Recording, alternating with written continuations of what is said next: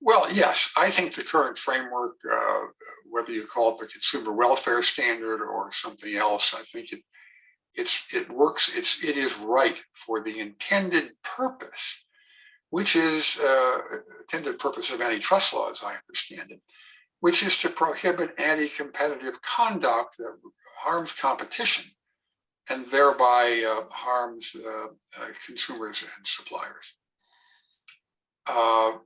The implementation of that conceptual framework, however, I think needs improvement because over time, I think it has become too difficult for plaintiffs to prevail for two reasons, I think. First, antitrust doctrine has been informed by an excessive trust in markets and an excessive distrust, I think, in governments. And that has manifested itself in a series of specific doctrines that are intended to reduce the risk of false positives, even at the expense of false negatives. And I think that's going too far. I think those doctrines, some of them, not all of them, some of those doctrines I think should be recalibrated to reflect current thinking and current economic circumstances. Secondly, I think the laws become too complex. Generalist judges don't really have much expertise, much familiarity with antitrust law. And I think they're often presented with very difficult, complex questions. They think, I believe, I read the opinions in kind of these long formalistic checklists. What's the market? What's the market power? How do I categorize the conduct? And I think we ought to try to simplify antitrust, get back to some more core principles. So each of these problems, the complexity and the excessive concern about false positives versus false negatives, I think had a sensible starting point, an appropriate humility about the government and appreciation of the difficulty of some of the issues. But inertia and ideology have led to their evolution to excess. And I would focus on recalibrating the law in light of those problems, rather than arguing about the conceptual framework, which I think is well suited for the task.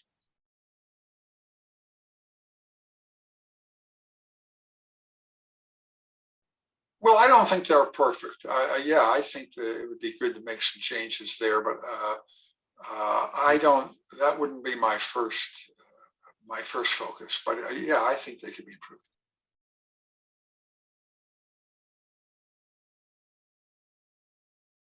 No, I think certainly not as common carriers, which some have suggested, because they're not common carriers. They're not delivering goods or people from point A to point B. Their business models are much more heterogeneous and much more complex than that. More generally, I don't think these or any of the companies that are currently being discussed in this context should be subject to broad economic regulation. Sound antitrust law, sound antitrust policy seeks what I think of as a Goldilocks solution. Not so little intervention into the market that markets are controlled by powerful private sector interests whose interests are not aligned with those of the public, and not so much intervention. The markets are controlled by government agencies that at best have a tremendous information disadvantage. So I think all of these extremes, either of these extremes, are inferior to effective market competition, and the competition law and policy ought to focus on promoting market competition. Now, having said that, yes, narrowly targeted regulation addressing specific problems might be appropriate. Let me give you an example.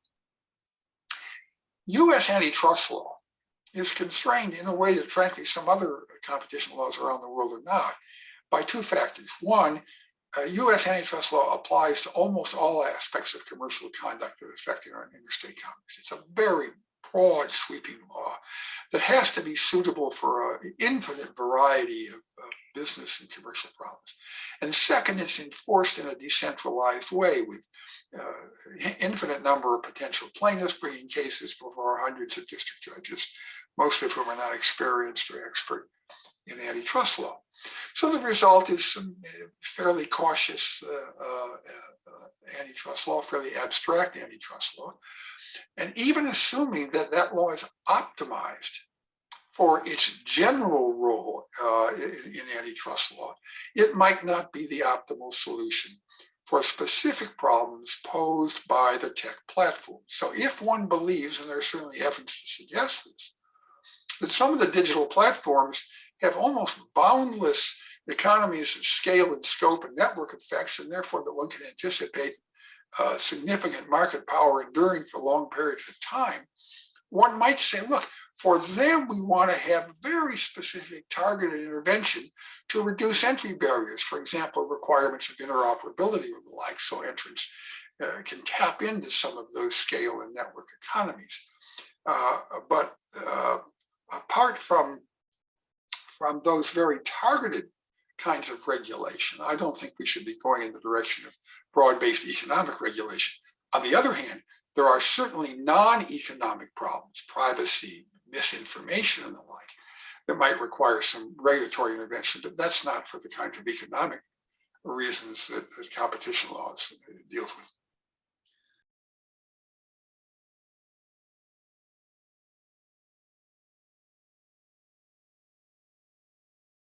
Well, certainly there hasn't been a lot of really vigorous antitrust enforcement, at least outside the merger area, and even there you could argue, in the past several years. I don't know much about the cases that weren't brought, so I can't say that they've left a lot of good cases, unattended. Certainly, there have been some cases where defendants prevailed, and in my view, clearly wrongly decided cases. American Express and Qualcomm come to mind. So I think if I were, advising the heads of the antitrust agencies about what they ought to do, or what the government in general ought to do, I think I would say two things. First, I think they need to develop a carefully conceived enforcement program intended to promote the common law-like evolution of antitrust law. Antitrust law, largely judge-made. Statutes are very general, very terse, and 100 plus years old. And the law has been a product of judicial decisions. And the cases that the agencies can bring that will have the biggest impact are not necessarily the cases that get the biggest headlines today. They're the cases that are going to nudge the law in a constructive and positive direction. So I think what you want to do is to identify those cases and put them together and win them.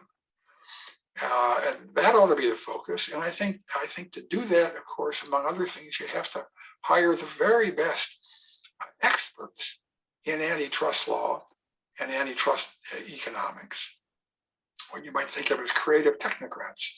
And I'm a little worried that there are some indications that people who have been involved in the past, particularly those in big law firms who represented big companies, are kind of being blacklisted, as it were. And that's a big mistake, because some of them, not all of them, of course, but some of them are among the most talented who could be the biggest contributors to that kind of a program. So that would be number one, a carefully considered enforcement program. Number two, we got to educate the judges. Most of these judges are not deeply knowledgeable about antitrust. Many of them were last taught economics in a kind of the now obsolete Robert Bork view of economics. And I think we ought to figure out a way to counteract, frankly, the right-wing funded education programs for judges by enlightening them a little bit about the conceptual framework. It's not that difficult. I have a one-sentence summary of U.S. antitrust law. I mean, that would be a useful starting point, but there may be others. And a little bit about economics, not to turn them into economists, but to make them understand that some of the notions they may have been taught and now take for granted are not true, and how to think about the role of economics in antitrust law. So that's the two-pronged, the sort of supply and demand. Bring the right cases and educate the judges.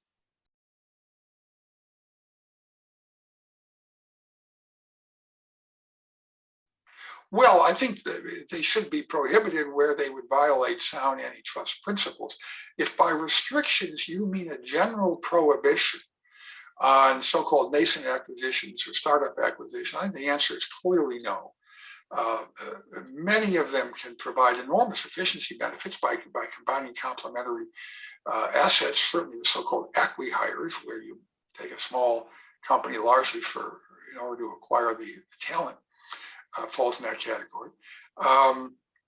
Those you might think of as static efficiencies. They're also dynamic efficiencies by providing an exit path for those who make the very risky startup investments, the VC community and the like.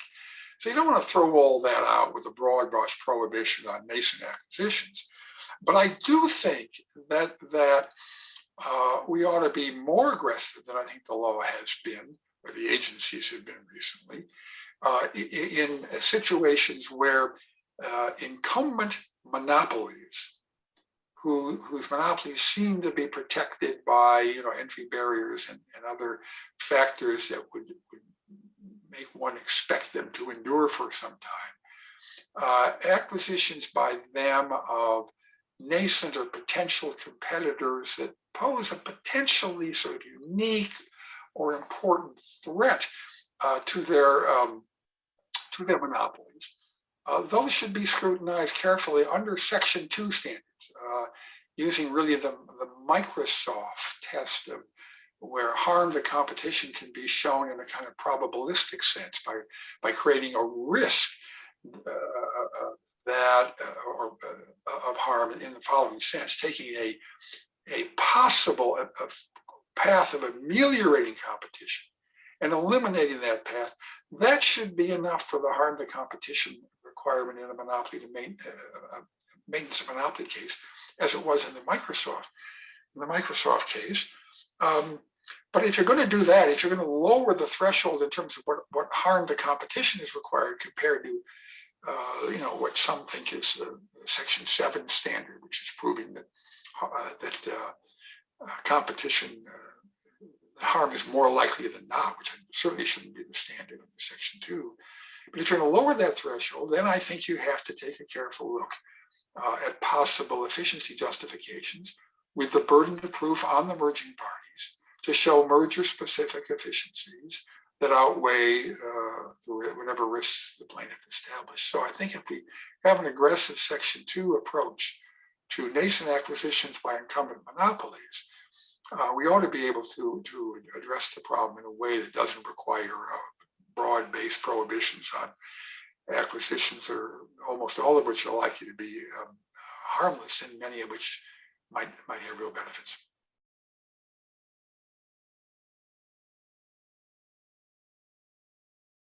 If by breakup you mean looking at some of the big digital companies in particular, and say, oh, they're big and they seem to be powerful, break them up, I think that would be, as a general matter, a rather dreadful idea. I can imagine particular divestiture remedies that might make sense. I'll get to that in a minute, but it's a general matter. The breakup's going to be very disruptive and costly. You're disrupt existing businesses. You're going to destroy existing economies of scale and scope.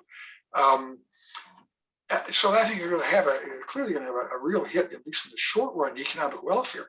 And I'm not sure you're going to solve any long-term problem, because if there really are important economies of scale and scope and network effects, you would expect there to be some kind of tipping back.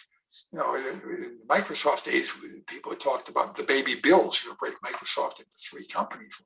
You do that, you're going to wind up eventually with 1 big bill and 2 dead bills, and you really haven't accomplished very much. So I think a general program of breaking up these companies would really be a dreadful idea.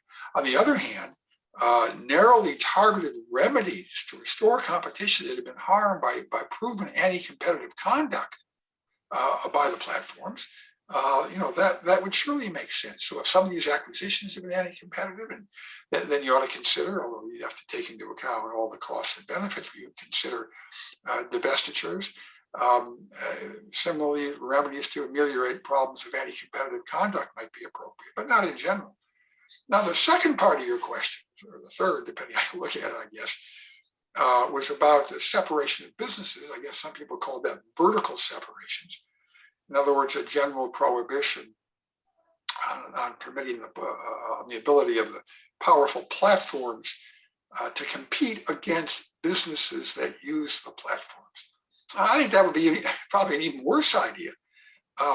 Look, if you have that kind of vertical separations, you'd have huge costs in terms of lost economies of scale and scope. People tell the stories of Amazon taking information from a vendor and then building a better mousetrap and competing against that vendor. Well, that part of the story, if that's the whole story, that's a story of efficiency. That's the story of building a better mousetrap. I don't know why you want to have a flat prohibition on that. You're going to deter platform innovation because a lot of important economic developments come when platforms evolve over time and grow into what formerly were adjacent businesses that would be separated by these rules. And you're going to insulate what might be called the edge providers, the third parties. You insulate them from competition. And certainly if they have market power, that's not a desirable outcome. But here too, specific remedies for proven anti-competitive conduct. If Amazon did something wrong and behaved in an anti-competitive way to exclude a rival, by all means, you ought to have appropriate remedies, including perhaps some kind of divestiture and some kind of don't enter the space again, sin no more kind of remedies. But again, I keep coming back to this thing. These are remedies for anti-competitive conduct, not kind of some effort by the government to restructure these industries by breakup.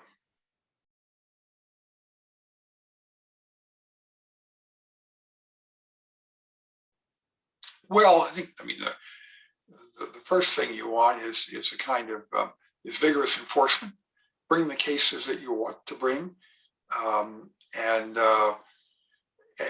embark on the kind of program I was talking about earlier, the program of strategic antitrust enforcement to nudge the evolution of the law in the right way.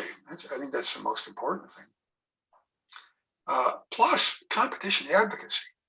Agencies have traditionally done that. This is an important opportunity. You have the Tim Wu group in the White House, and the president's executive order indicate a real interest in the White House to spread the gospel of antitrust, which is really important. There are a lot of laws in this country, state, local, and federal, and agencies who largely are intended to protect incumbents from competition rather than to promote competition.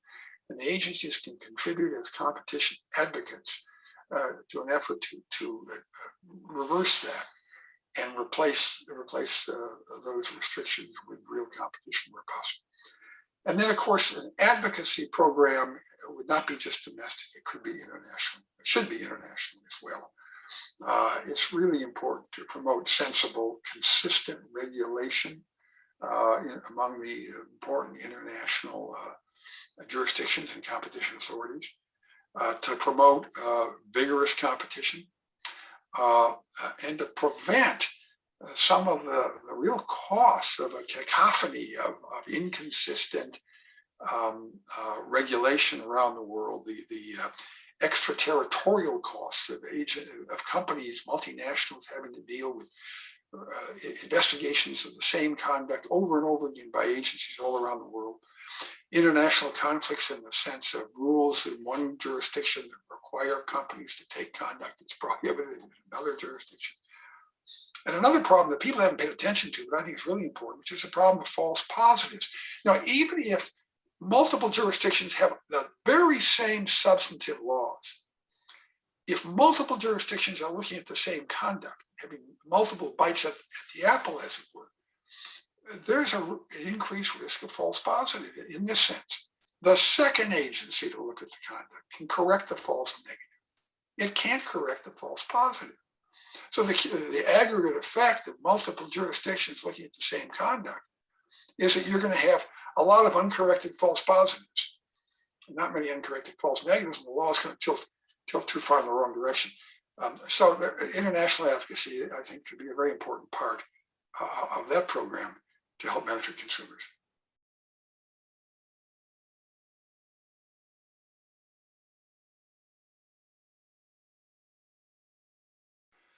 Well, it depends what you mean by competition. If you mean by competition the kind of the way, if you're referring to that in the way that it's currently understood in antitrust law, That is to say, an idea rooted in the prohibition of anti-competitive conduct, and otherwise permitting those who succeed in the marketplace by competition on the merits, by efficient conduct, by building a better mousetrap, permitting them to reap the fruits of their success, then there really is no conflict. Because in that framing, efficiency and innovation are rewarded, and it's efficiency and innovation that are needed for international competitiveness. But if by competition you mean rivalry, preserving rivalry in the sense of breaking up or constraining big companies in order to leave room for smaller and often less efficient competitors, then there is likely to be a substantial tension, because efficiency and innovation would then be inhibited. And if that's what you mean by competition, I would say we should temper our enthusiasm for it, for fairness type competition, by, among other things, a focus on how that policy could harm us in terms of global economic competition. And obviously China is, I guess, the biggest global rival right now that we should be concerned about. Now, there is a theoretical middle ground, I guess, and that is what you might call no-fault intervention. Not to promote equality or fairness, but to enable efficient competition. So, for example, you might want to have a targeted divestiture if you really think you're going to be promoting competition in an important industry, or as I said earlier, requirements of interoperability or the like to promote competition, without regard to whether there's been anti-competitive conduct in the past.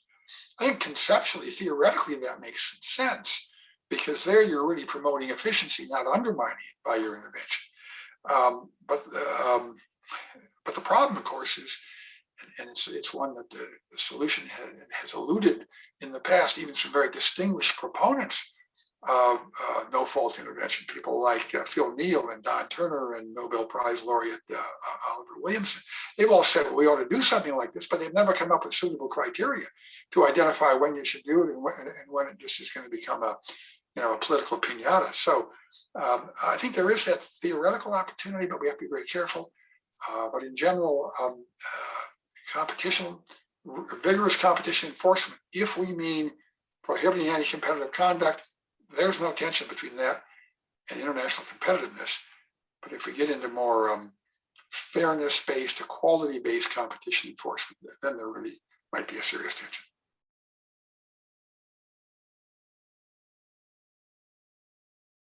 Well, let me just say one thing that maybe is implicit in what I've said already, but I think the public and political focus in recent years on industry concentration and inequality has led to a widespread non sequitur. It is the idea that because antitrust law can ameliorate economic concentration and inequality, antitrust law should be significantly changed in order to address those problems today. I think that's a real non sequitur. Many of today's problems of concentration and inequality, and they're serious, real problems that need to be addressed, they're not antitrust problems in the sense that they're not rooted in anti-competitive conduct. And let's remember, for all the talk about the legislative purpose in antitrust law, the statutes, the core statutes are all about conduct, not about size and power. They're about restraints of trade, the act of monopolizing, and mergers. So antitrust law has enough work to do to deal with the problems of anti-competitive conduct. It should not be deputized, in my view, or distorted to solve problems of inequality and size that are not rooted in anti-competitive conduct. Those problems should be addressed by other tools and other means.